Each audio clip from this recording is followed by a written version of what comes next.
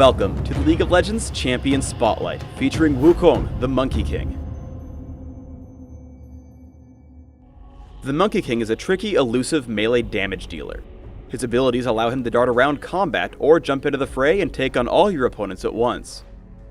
His passive is Stone Skin, which bestows bonus armor and magic resist for every nearby enemy champion. Crushing Blow causes your next attack to deal bonus damage and lower the armor of whomever you hit. Activating this ability resets your attack timer, so try to use it immediately after landing a normal attack. Decoy leaves behind a copy of yourself while you turn invisible. After a brief delay, the decoy damages all nearby enemies and your stealth ends. Using Decoy looks almost identical to simply pressing S to stop, which can give you a lot of interesting tricks. Nimbus Strike causes you and 2 clones of yourself to leap toward and damage up to 3 enemies in a target area. Immediately after leaping, you gain bonus attack speed for a short time. Cyclone is Monkey King's ultimate. Cyclone gives you bonus movement speed and damages nearby enemies for a few seconds. Any enemies hit by Cyclone are also knocked into the air, but only once per ability cast.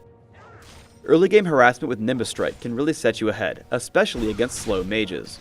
Throughout the early game, you can really get some free harassment with armor penetration and an early Doran's Blade. At level 2, you can upgrade this harassment.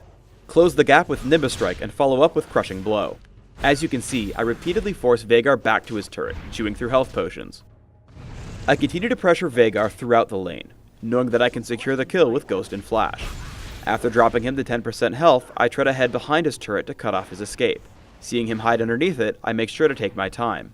Once I see him cast Dark Matter, I move around it and only push in when I know I'll land all my abilities. I flash out and take the kill relatively unscathed. Cyclone is a great way to set up for your teammates. I see Pantheon begin Grand Skyfall, so I use Ghost and Cyclone to guarantee a knock-up on Veigar. Once I know the kill is secured for Pantheon, I back off to make sure I survive the encounter. In mid, I take on Ezreal. I leap in with Nimbus Strike, and after he tries to evade me, I hit him with Crushing Blow to reduce his armor before taking him down with Cyclone. Because of Sheen, my burst damage is strong enough to take on Olaf, forcing him to run. Monkey King also makes for a great assassin. Here I clean up Ezreal after a small fight. With Ghost and Trinity Force, I have an even easier time with Leona. With over 500 movement speed, there's no chance for her to escape, especially when I trigger the slow from Trinity Force. Monkey King has a ton of hidden complexity.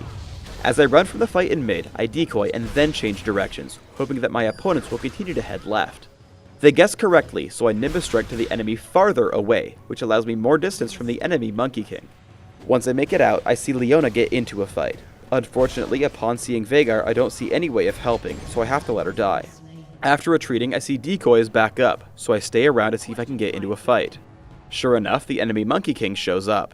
In close quarters, you want to lead with Crushing Blow, as it will make Nimbus Strike deal more damage. At this point, I decoy.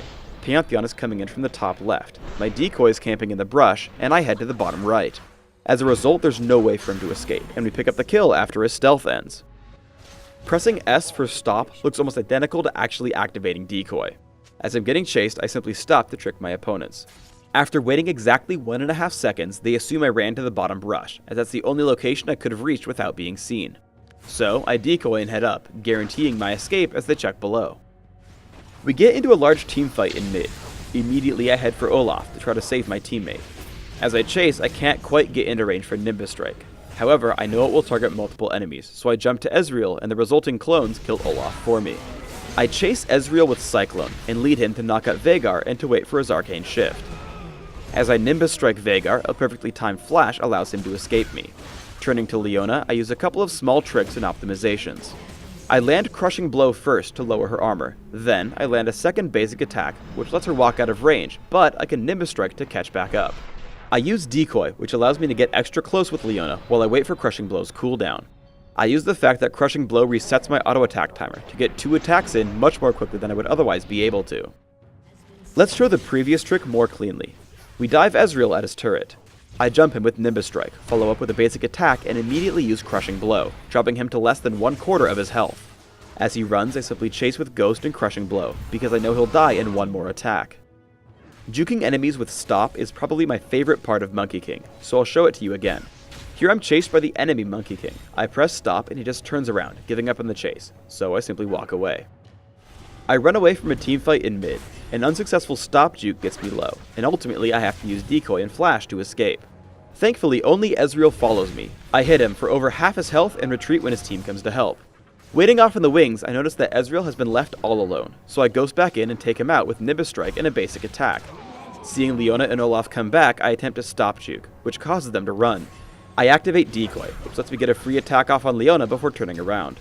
As the fight continues, I Nimbus Strike onto Veigar and land just one basic attack before using Decoy.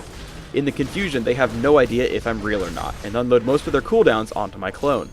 My teammate Leona joins the fight, so I head back in, taking down Olaf before escaping.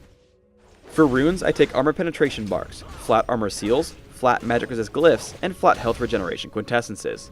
This setup allows me the most power at early levels in lane, where you can really shine.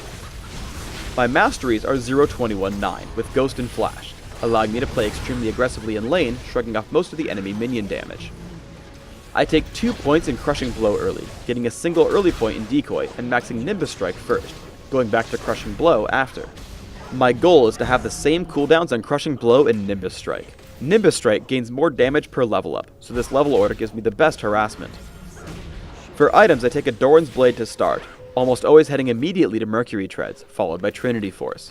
Beyond that, I choose to build him a bit tanky, but you can find a build that works for you. In the Spotlight, I built Atma's Impaler, Force of Nature, Blast Whisper, and Bloodthirster.